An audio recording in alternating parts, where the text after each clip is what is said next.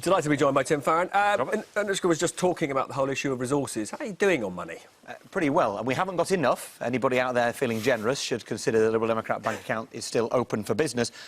Since the announcement on Tuesday, Liberal Democrats have raised £1.6 million. So have you ever raised as much money nowhere as that? Near in that short time. So that's £1.6 million over how long? Well, that's until Friday, so goodness knows what it is today. That's more than 3 times what Labour have raised. And is that basically disappointed Remainers thinking you're their only hope? It's all sorts of different people. It's lots of people predominantly who had backed the Conservatives in the past, who believe that Theresa May's choice of a hard Brexit outside the single market makes her an anti-business politician now, and see the Liberal Democrats as the only free trade, anti-protectionist, pro-business party. But there's lots more than that. I think people want a decent opposition.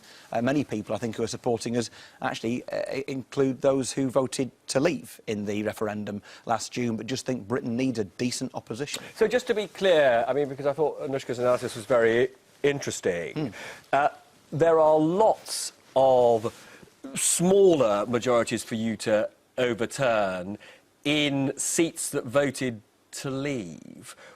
What is your message to voters in those areas? Because most people would think you couldn't possibly win in the southwest, for example, where you used to be very strong, but where there are lots of Leave voters. Well, first of all, this election, which is one we really relish, we've been calling for it since July, is an opportunity for the British people to change the direction of the country. And we argue that whether you're for or against Brexit, you surely must believe that it is right for the government to make better choices than they're currently making. To take us out of the single market, to choose a hard Brexit was something that was not on the ballot paper. But this is still all about Leave Remain. No, it's still all about Brexit. But it is also about having a strong and decent opposition. So what you didn't see there was the enormous amount of by-election wins we've had in local government since last June, the majority of which were in Leave-inclined areas. And that's a reminder that one of the reasons people are backing the Liberal Democrats now is that we are the only party providing a clear alternative to what I'm going to argue is the coalition of chaos, Theresa May, Jeremy Corbyn and UKIP, all backing a hard Brexit, which is calamitous for Britain's future. But let's just pick up on that. I mean, we did ask our viewers under the hashtag #AskTim to send in some questions. Good. John Crisp actually captures, I think, something that is confusing quite a lot of people. Are you standing in your manifesto on essentially a soft Brexit, so membership of the single market, or is it actually no Brexit? He is somebody who would like to see Brexit overturned. So, be very, very clear. Liberal Democrats believe there should be a referendum at the end when the deal is decided. So you would give British people the opportunity to change their minds? Of course. Well, to reflect on whether they like the deal. And the reality is, at the moment, Theresa May is going to come back in 18 months' time, let's say, with a deal. She doesn't even know what it's going to look like. Right. It will impact upon us as a country, all of our families, for generations to come. At the moment, the Conservatives are asking you to give them a blank cheque to deliver any old shoddy deal, or good, bad or indifferent, whichever, in 18 months' time. They want the politicians to decide. But just to reassure John Crisp, it's very clear, but you are the no-Brexit party. We want the people to decide, and that means allowing them to vote to remain if they wish to. Okay. If they vote yes, then yes, we go out of the European Union on that new deal. It shouldn't be a stitch-up. It shouldn't be for the politicians to decide. It must be for the people. Now, you said in an interview in The Guardian today that any talk of coalition after this election is bonkers. You're just not going to go into a coalition. So there are no circumstances where you would go into a coalition either with Tories or with Labour. No circumstances whatsoever. We're very clear that in this election, with Theresa May and Jeremy Corbyn, who have basically joined hands together to push us over the cliff edge of a hard Brexit by triggering Article 50 without any conditions, without any desire to, for example, fight for our place in the single market, which is so important for jobs and for our economy and for people's living standards, there can be no truck that we could have with those two parties and their leaders as they currently are. And when you say no truck, there is a sort of halfway house. It's called it's called a confidence and... No supply and confidence, no coalition, no deals. So you would not prop up a minority government? No, because what is very clear at this moment is that we have an official opposition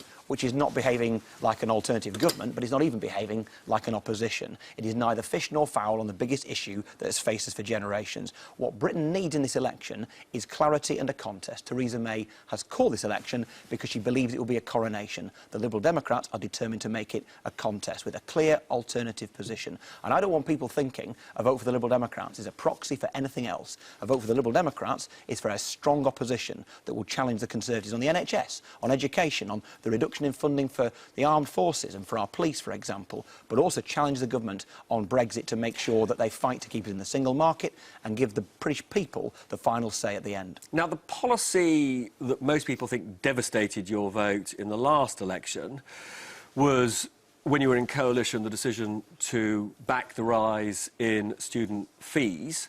What will you be saying about student fees this time around? Well, if you turn the clock back to that particular incident, you'll remember that I was one of the largest number of Liberal Democrat MPs who voted against tuition fees. And by the way, the system as it stands is not dissimilar to a graduate tax. That is perhaps where we should have been in the first place. Yep. But the bottom line about tuition fees, it was about keeping your word. And the fundamental thing out there, I hardly even need to say this, British people around the world, tend to have a sense that politicians are spinning them a yarn, that they aren't to be trusted. You should never do something that confirms that. The key thing is about making a pledge and sticking to it and keeping your promises, which is what I did back in 2010, and it's what I will do over our pledge not to form a coalition this time. But, sorry, just to be clear, your position on student fees will be what? Well, we need to make sure that they're fair. We don't sell off the student loans bank. Would you cut the tuition fee? The key thing is what students pay back. It's about bringing down the amount of money that people pay back week on week, month on month. One of the things the Conservatives have done... So you will find a way of reducing the burden, will you? Well, what they've done is they've frozen the threshold at which people pay back their fees, so it becomes more unaffordable for people. What we need to do, as we proposed to do when we were in government, was to keep raising the threshold so that you've actually got to be earning really quite a lot of money before you pay anything back. Now, inside my terrible metropolitan bubble, I'm afraid to say that whenever your name comes up, people say, well, I might vote for Tim Farron, but I can't because he's a homophobe. That's ludicrous. But people believe this. Yes. Well, I get asked the question, I have been over the last few days. I even got asked it in the House of Commons last Wednesday, and I answered it really clearly then. Being gay is not a sin. And as a committed Christian, I believe that you judge absolutely nobody. I am not a religious leader, though, Robert. I am not the Archbishop of Canterbury, and I stand on my personal record and on my party's record of being by far throughout history the most positive party when it comes to LGBT rights. So 2 weeks ago, I was the first party lead. Let me finish, if you don't mind. Sure. Forgive me. But I was the first party leader to call out against the disgraceful use of concentration camps in Chechnya against gay people. It took the government a week to follow me, and Theresa May has still not made any kind of comment on that. And I just think if we're going to be pro-LGBT rights, we need to make sure we do so in a way which is genuine and sincere. And my record speaks for itself. But can I just ask you on that? You didn't vote for gay marriage in the third reading. I voted for it in the second reading. But why didn't you vote it? Why did you not vote in the third reading? 2 reasons. First of all, there was no coverage of the spousal veto issue, which meant that transsexual people, transgender people did not have the opportunity to get married on the same basis as other people. And also, there were no protection conscience clauses in there. Those things were not put forward, but I supported the concept of it. I voted for it at second reading and have defended it ever since. Now, look, I'm actually proud of it, if you think about it. If it hadn't been for Lynn Featherstone and Nick Clegg, equal marriage would not happen in this country. And I'm proud to be the leader of the party those people are in, and proud that that's our policy going forward. Now, I'm going to press you on this because it does matter to lots and lots of people. In The Observer today, they asked you, you said homosexuality not a sin. They say that you didn't answer when they asked you whether gay sex was a sin. Oh, come on, Robert. I've been asked this question loads of times over the last few days, and I have been clear, even in the House of Commons, being gay is not a sin. But is sex between... Robert, I think, if I'm honest with you, it's possible that I'm not the only person who's getting tired of this line of questioning. No, probably, but then why don't you just close it down? In America... By being unambiguous. In America, it appears that you have to invent a faith in order to be seen to be a serious candidate for anything. And in this country, maybe it appears you have to pretend you haven't got one to be taken seriously. Can I just point out, possibly even slightly impatiently, that both of those standpoints are utterly ludicrous? Should we talk about things that might impact on the election?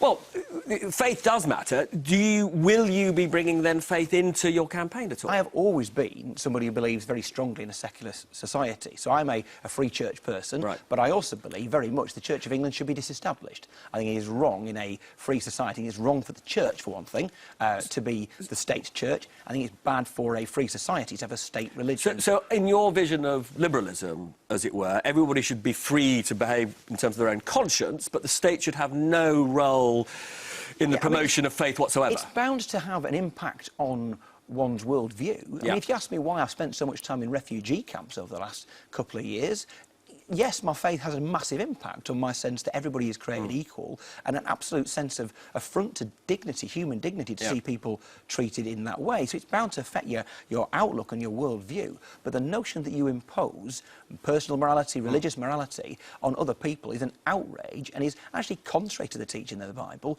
and it's certainly contrary to my liberalism. But just to be clear, because I'm interested in this, diverse society. You would disestablish the church, but will that be a liberal policy? Yes, it is. But it has been since Lloyd George's day. We managed it with Wales. We just weren't in power long enough, I'm afraid. Sorry, I missed that. This is our what an chance. idiot I am. Anyway, look, very, very nice to have you here today. I'm glad you cleared all that up. My thanks to Tim Farron. Don't go away.